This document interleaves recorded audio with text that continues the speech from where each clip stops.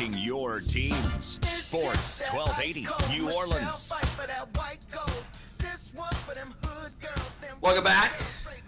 Dunc Holder here. Let's hit the phone lines and let's talk with Fritz Mitchell. He's the director of Maravich, ESPN Films' latest in the SEC Storied series. The film will be airing tonight, 8 p.m. Central on SEC Network. And Fritz, appreciate you jumping on the show. And so many of us know Pistol Pete down here, obviously, and one of the best basketball players in history, SEC history, of course, LSU history. There's an obvious motivation to do a movie on Pistol Pete. But what are maybe some of the things that you learned about him, maybe that you didn't know beforehand? I think everybody knows the rough sketchings of a father and son relationship, but I think if you dig deeper into that and look at the situation with his mom and how her health conditions were spiraling down as he was playing basketball through his high school and college years, you realize there's a careful balance going on between the greatness on the basketball court and a personal life that has a lot of difficulties and challenges associated with it. Well, Fritz, that's one of the questions I have is that, Maravich has been well documented throughout his career. What was the challenge for you? Did you all feel like you were trying to uncover and break new ground here, or were you trying to just kind of tell his life story through the relationship with his father? What was why now on a Maravich documentary? I think the SEC had never done one on Pete, and certainly he's one of the greatest athletes, in any sport to have passed through the conference. So it was an obvious overlook, and they wanted to do something on him. For me, I'm always interested in about what motivates people, what drives people, and where they and certainly the father and son relationship was something that had been touched on and really thoroughly looked at in Mark Kriegel's book, but in documentary form had never been explored.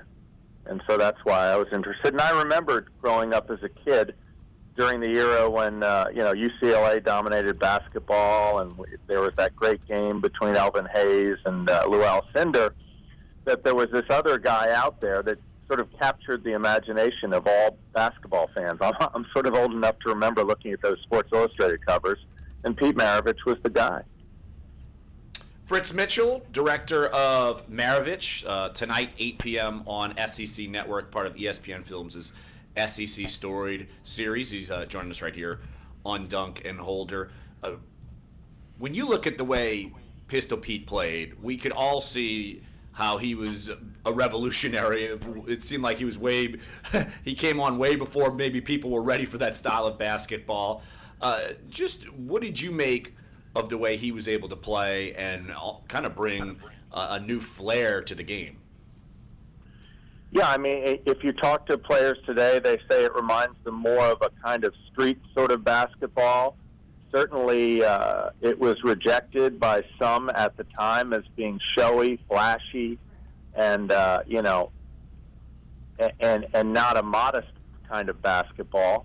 But as you said, he did revolutionize the game. But you have to remember, this is a guy whose father tells him at a very young age, in order to get a college scholarship, because he can't afford to pay for college, he's going to have to use basketball as a ticket. So not only does he work hard, and he has the talent, the coordination, the speed, the quickness, the agility, the hand-eye, all of that, but Press gets lucky in the sense that the kid who was so tiny that they named him Pistol because he shot from the waist, grows to be 6'6". Yeah, Fritz, and you say that Pete was the first robo-athlete. What do you mean by that? I think he's the first specialized athlete. The plan is out there. There's a plan in place to make a great basketball player. It's like a test tube experiment almost. I mean, in more recent years, and not so recent, we remember reading about Todd Marinovich being brought up by his father in California and going off to USC. And so much of sports today is specialized. Many great high school athletes only play one sport. And Pete seems to be the first one that I can remember who put all of it, all of his efforts, channeled all of his skill, all of his ability into one sport, in a gym, in the movie theater, bouncing outside a car door or a car window, in the rain. And really that was his sole focus for the first 21 years of his life.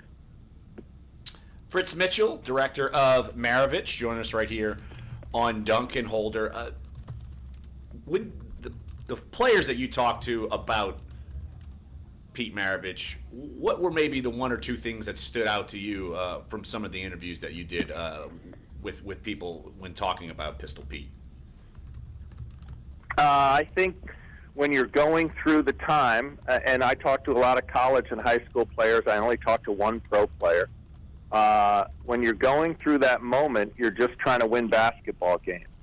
But when you look back on it, on your life, and you compartmentalize whether it was a high school or a college player, you say to yourself, wow, I was lucky to be there. And I don't think they realized that at the time. It was just part of their life growing up. And when they look back on it, they cherish it and realize how special it really was. They witnessed history.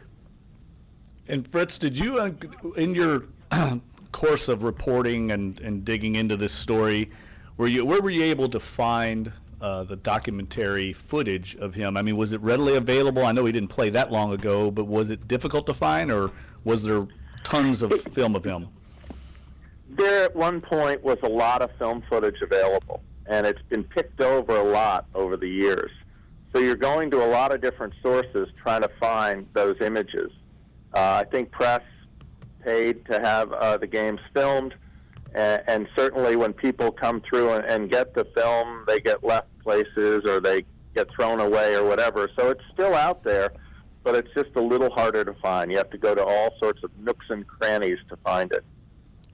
Fritz, you know, this documentary goes in line with a lot of the ones you've made here really over the course of the last 8 or 9, 10 years, with the 30 for 30 on the Ghosts of Ole Miss, which is one of my favorites, along with Norm, about Norm Stewart, and then It's Time. Can you talk a little bit about your affinity specifically with the SEC and some of these that you've done so far, and how it's kind of shaped how you started really with, Ole Miss, then moving to Missouri and LSU, and just your overall arc when talking about the Southeastern Conference and some of the players players and coaches who may not have had that national recognition, but people knew who they were? I think I'm interested in what was and what used to be, and there's certainly no shortage of great storytelling associated with the South. When I first started covering college football and mostly college football, I was at CBS Sports, who had either with the CFA or then later on when they signed the deal in '95 to cover college football. So I started going to all these towns in the South, and I loved the South. I loved the storytelling. The players were interesting. Their passion for the sports was above and beyond anything I'd seen before. And so I sort of, was assigned to it and naturally migrated to it.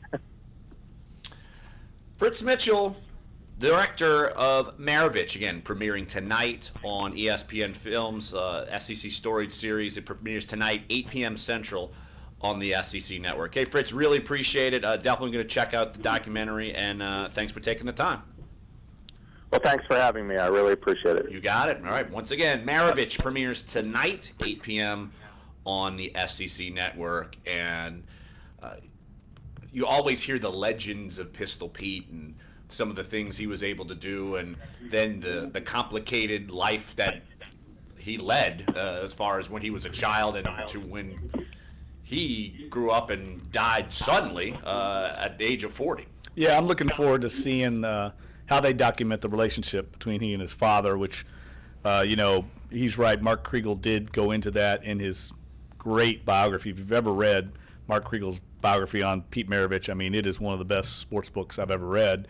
I'm eager to see how he documents that, because that's a part of Maravich's life that I don't think a lot of people know about off the court. What was he like off the court compared to just all the dazzling highlights that we've all seen? And you're right, Larry. I mean, he was way ahead of his time. I mean, he would be amazing in today's game if he played in the NBA. Just think how many points he would average. Yeah, with three-pointers. That's what I always think that when I think of Pistol Pete. If anyone's ever gone through and did the research, I mean, it would take you probably forever, but drew up the three-point line and documented each of his shots just to see how many he actually hit from three. I'd love to see someone take the time and do that. Yeah, just to see how many points he left would have actually had. I mean, no one would ever come close to eclipsing his numbers. Now, he wasn't shy. We all know that. I mean, he got his shots. I know my father was a diehard Kentucky fan. Used to always proudly talk about how Pete Maravich would get his points, but LSU could never beat Kentucky. Mighty Kentucky would always knock them off because they just had so many other good players. Dan Issel back in those days, but Pete would get his. He always made it entertaining. Volume shooter, would you call him? Yes, I think that's what I would call.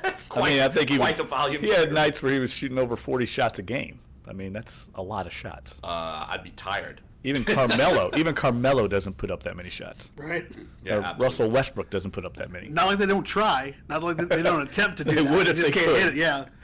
Yeah, absolutely. So, again, check that out tonight. SEC Network.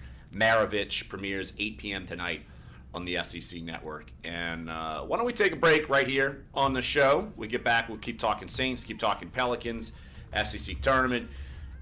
You panicked about Drew Brees. And, I had a free agent wish list I published this weekend. We can go through some of those names and some of the more high-profile free agents and maybe some under the radar that I think the Saints may be looking at. So we'll talk about all that. And if you want to get involved, give us a call. 504-260-1280 is the number to get involved here. Sports 1280, NOLA.com, and the iHeartRadio app. Dunc Holder.